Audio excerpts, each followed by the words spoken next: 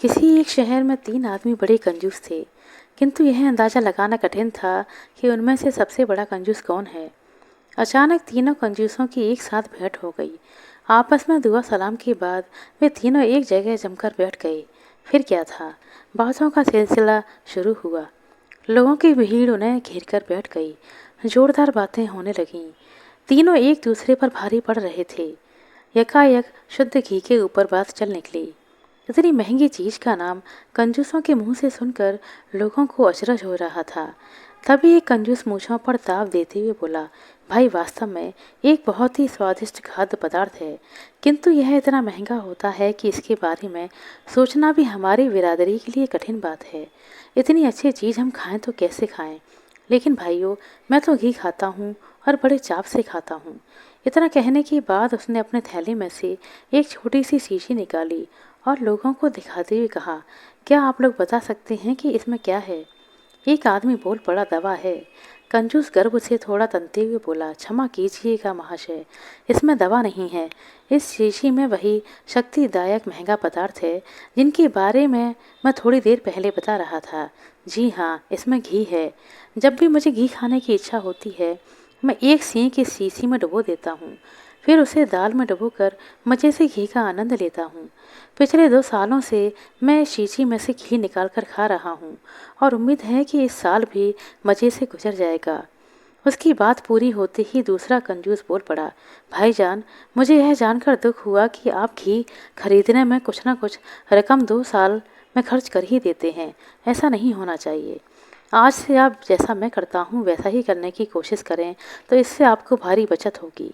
साल 1.5 साल में जब भी मुझे एकाध बार घी खाने की इच्छा होती है तो मैं सामने की मिठाई की दुकान पर चला जाता हूँ। फिर बड़ी देर तक वहाँ बैठा बैठा शुद्ध घी में बन रही मिठाइयों का आनंद लेता रहता हूँ। बाद में घर लौट कर खाने के वक्त मैं उन्हीं खुशबुओं की कल्पना करके चटकारे ले लेकर भोजन कर लेता हूँ। इतना कहकर वह चुप हो गया और तीसरे कंजूस की ओर देखने लगा। तीसरा कंजूस थोड़ा ज़्यादा ही गंभीर दिख रहा था। धीमे स्वर में सर खुजलाते हुए बोला, भाइयों, आपका तरीका ठीक है या नहीं, यह तो मैं नहीं कह सकता, क्योंकि मैं दूसरों को सलाह देना भी अपने उसूलों के खिलाफ मानता हूँ। फिलहाल मैं घी खाने का अपना तरीका बताता हूँ।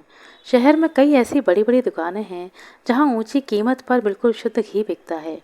मुझे जब भी घी खाने का मन करता है, मैं कटोरा लिए दुकान पर जाता हूँ और घी तुलवा कर एक ना एक बहाना बनाकर उसे वापस कर देता हूँ।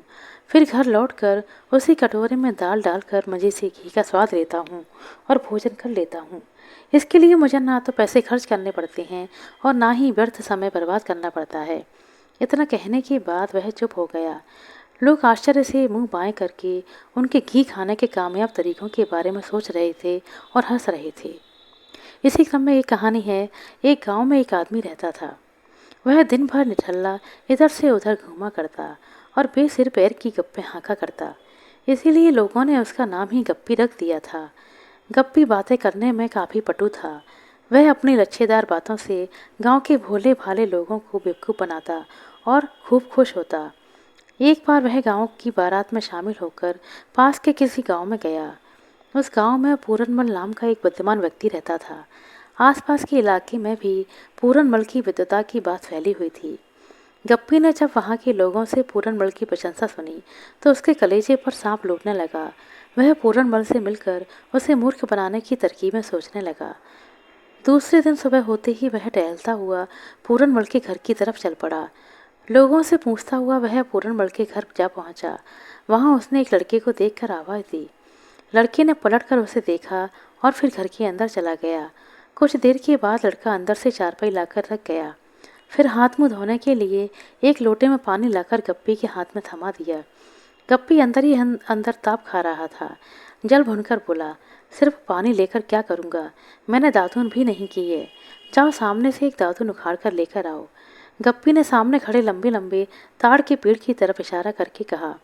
लड़का पहले तो सकपका गया, पर दूसरे ही क्षण मुस्कुराते हुए जवाब दिया, क्या बात है, उस तिनके को तो मेरे बापू ने दांत साफ करने के लिए रखा है, फिर आपको कैसे ला कर दूँ। लड़के का जवाब सुनकर गप्पी की आंखें फैल गईं। वह सोचने लगा, जिसका बेटा भला इतना हाजिर जवाब हो तो फिर वह कितना बुद्धिमान होगा। और वह बिना पूरन बल से मिले ही भाग खड़ा हुआ। आशा करते हैं दोस्तों आपको हमारा सुनाई गई ये छोटी सी कहानियाँ अच्छी लगी होंगी। कहानी अच्छी लगी हो तो कृपया लाइक कर दें, शेयर कर दें। चैनल पर नए हैं तो सब्सक्राइब कर लें। अपना कीमती समय देने के लिए बहुत बहुत धन्यवाद। मिलते हैं अगले वीडियो में, तब तक के लिए नमस्कार।